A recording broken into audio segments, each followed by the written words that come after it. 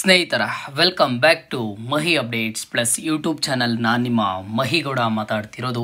ಇವತ್ತಿನ ಈ ವಿಡಿಯೋ ಈ ವರ್ಷದ CET ಮೂಲಕ ಕೌನ್ಸಿಲಿಂಗ್ ಮೂಲಕ ಇಂಜಿನಿಯರಿಂಗ್ಗೆ ಯಾರೆಲ್ಲ ಅಡ್ಮಿಷನ್ ಆಗಬೇಕು ಅಂತ ಅಂದ್ಕೊಂಡಿದ್ದೀರಾ ಅಂತಹ ವಿದ್ಯಾರ್ಥಿಗಳಿಗೆ ತುಂಬಾ ಒಂದು ಇಂಪಾರ್ಟೆಂಟ್ ವಿಡಿಯೋ ಆಗಿರುತ್ತೆ. ಇಲ್ಲಿ ಸಾಕಷ್ಟು ಜನ ಸ್ಟೂಡೆಂಟ್ಸು ರಿಪೀಟೆಡ್ ಆಗಿ ಕಮೆಂಟ್ಸನ್ನು ಮಾಡ್ತಿರ್ತಾರೆ, ಸರ್ ನಮಗೆ ಒಂದು ಫ್ರೀ ಹಾಸ್ಟೆಲ್ಸು ಸಿಗುತ್ತೆ ಸರ್, ನಮಗೆ ಸ್ಕಾಲರ್ಶಿಪ್ಸು ಸಿಗುತ್ತೆ ಸರ್ ಅಂತ ಹೇಳಿಬಿಟ್ಟು.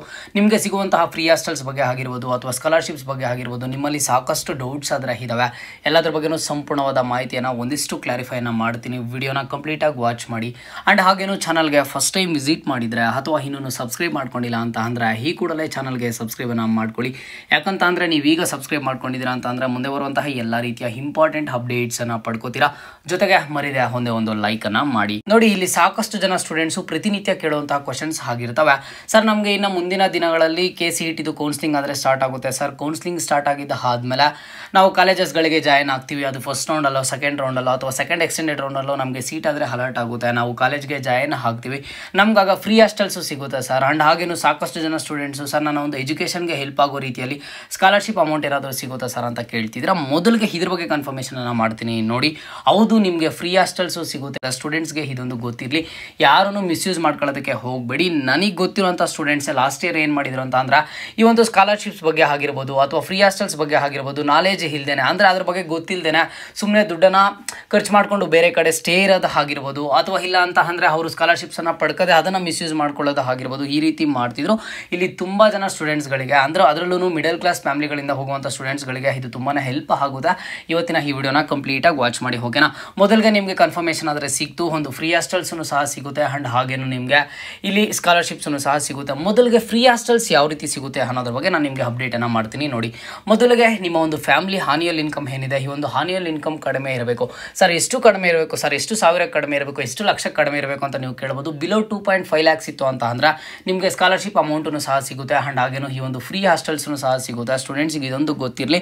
ನಿಮಗೆ ನೋಡಿ, ಮೊದಲಿಗೆ ಈಗ ನೀವು ನೆಕ್ಸ್ಟು ಫಸ್ಟ್ ರೌಂಡಲ್ಲೋ ಸೆಕೆಂಡ್ ರೌಂಡಲ್ಲೋ ಅಥವಾ ಸೆಕೆಂಡ್ ಎಕ್ಸ್ಟೆಂಡೆಡ್ ರೌಂಡಲ್ಲೋ ಕಾಲೇಜ್ಗೆ ಜಾಯ್ನ್ ಆಗ್ತೀರಾ. ಕಾಲೇಜ್ಗೆ ಜಾಯ್ನ್ ಆಗಿದ್ದ ಆದಮೇಲೆ ಯಾವೊಂದು ಲೊಕೇಶನಲ್ಲಿ ಕಾಲೇಜ್ ಸಿಗುತ್ತೆ ಅಂತ ನೋಡ್ಕೋತೀರಾ. ಅದಾದ ಮೇಲೆ ನೀವು ಆ ಒಂದು ಲೊಕೇಶನಲ್ಲಿ ಯಾವ ಗೌರ್ನಮೆಂಟ್ ಹಾಸ್ಟೆಲ್ಸ್ ಇದಾವೆ ಅನ್ನೋದನ್ನು ನೀವು ಸರ್ಚ್ ಮಾಡಬೇಕಾಗುತ್ತೆ. ಇಲ್ಲಿ ಪ್ರತಿಯೊಂದು ಕ್ಯಾಟಗರಿ ಸ್ಟೂಡೆಂಟ್ಸ್ಗಳಿಗೂ ಸಹ ಹಾಸ್ಟೆಲ್ಸ್ ಆದರೆ ಇದಾವೆ. ಇಲ್ಲಿ 4 ಡಿಪಾರ್ಟ್ಮೆಂಟ್ಸಲ್ಲಿ ಹಾಸ್ಟೆಲ್ಸ್ ಇರ್ತವೆ. ಸೋಷಿಯಲ್ ವೆಲ್ಫೇರ್ ಡಿಪಾರ್ಟ್ಮೆಂಟು ಮತ್ತು tribal welfare department, backward classes welfare department ಅಂತ ಆ್ಯಂಡ್ ಹಾಗೇನು ಸಹ ಮೈನಾರಿಟಿ ವೆಲ್ಫೇರ್ ಡಿಪಾರ್ಟ್ಮೆಂಟ್ ಅಂತ ಹೇಳಿಬಿಟ್ಟು ಈ ರೀತಿ 4 ಡಿಪಾರ್ಟ್ಮೆಂಟ್ಸ್ಗಳಾದರೆ ಇರ್ತವೆ. ಇಲ್ಲಿ 4 ಡಿಪಾರ್ಟ್ಮೆಂಟ್ಸ್ಗಳಿಗೂ ಯಾವೊಂದು ಕ್ಯಾಟಗರಿ ಸ್ಟೂಡೆಂಟ್ಸ್ ಆದ್ರೂ ಸಹ ಹಾಸ್ಟೆಲ್ಸ್ಗಳಿಗೆ ಅಪ್ಲೈ ಮಾಡ್ಕೋಬೋದು. ಬಟ್ ಇಲ್ಲಿ ರಿಸರ್ವೇಷನ್ ಆಯಾ ಕ್ಯಾಟಗರಿ ಸ್ಟೂಡೆಂಟ್ಸ್ಗಳಿಗೆ ಇರುತ್ತೆ. ಹಾಗಾಗಿ ಆದಷ್ಟು ನಿಮ್ಮ ಒಂದು ಕ್ಯಾಟಗರಿಯಲ್ಲೇ ಹಾಸ್ಟೆಲ್ಸ್ಗಳನ್ನು ಅಪ್ಲೈ ಮಾಡಿ. ಈಗ ನೀವೇನು ಮಾಡ್ತೀರಾ, ಮೊದಲಿಗೆ ಕಾಲೇಜ್ಗೆ ಜಾಯ್ನ್ ಆಗೋವರೆಗೂ ಸಹ ವೆಯ್ಟ್ ಮಾಡಬೇಕಾಗುತ್ತೆ. ಫಸ್ಟ್ ನೀವು ಯಾವೊಂದು ಕಾಲೇಜ್ಗೆ ಜಾಯ್ನ್ ಆಗ್ತೀರಾ ಅನ್ನೋದನ್ನು ತಿಳ್ಕೊಳ್ಳಿ. ಜಾಯ್ನ್ ಆಗಿದ್ದ ಆದಮೇಲೆ ನಿಮ್ಮ ಒಂದು ಕಾಲೇಜ್ ನಿಯರ್ ಬೈ ಲೊಕೇಶನ್ಸಲ್ಲಿ ಹಾಸ್ಟೆಲ್ಸ್ ಯಾವಿದಾವೆ ಅನ್ನೋದನ್ನು ನೀವು ತಿಳ್ಕೊಬೇಕಾಗುತ್ತೆ.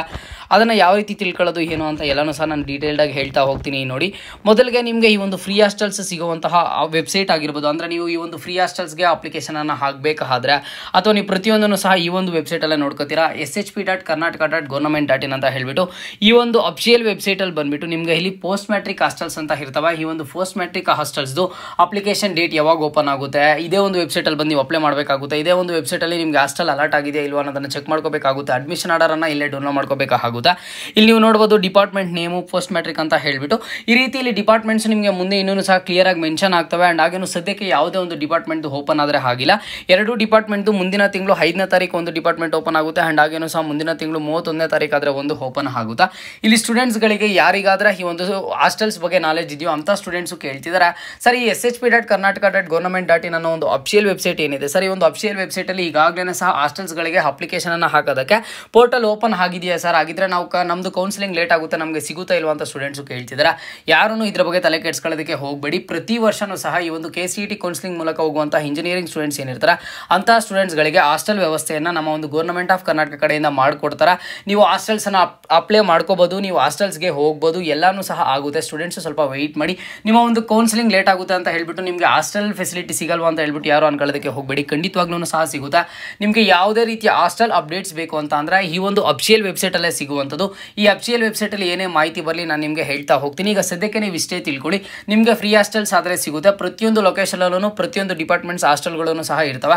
ಈಗ ಪ್ರತಿಯೊಂದು ಲೊಕೇಶನ್ ಅಂತ ಅಂದರೆ ಫಾರ್ ಎಕ್ಸಾಂಪಲ್ ನಿಮಗೆ ಬೆಂಗಳೂರಲ್ಲಿ ಯಾವುದೋ ಒಂದು ಏರಿಯಾದಲ್ಲಿ ಒಂದು ಕಾಲೇಜ್ ಆದರೆ ಇರುತ್ತೆ, ಆ ಒಂದು ಕಾಲೇಜ್ ನಿಮಗೆ ಸೀಟ್ ಅಲಾಟ್ ಆಗುತ್ತೆ. ಅರೌಂಡ್ ಒಂದು 7 to 8 ಕಿಲೋಮೀಟರ್ಸ್ ಒಳಗಡೆ ನಿಮಗೆ ನಿಮ್ಮ ಒಂದು ಡಿಪಾರ್ಟ್ಮೆಂಟ್ ಹಾಸ್ಟೆಲ್ ಆದರೆ ಕಂಪಲ್ಸರಿ ಇರುತ್ತೆ.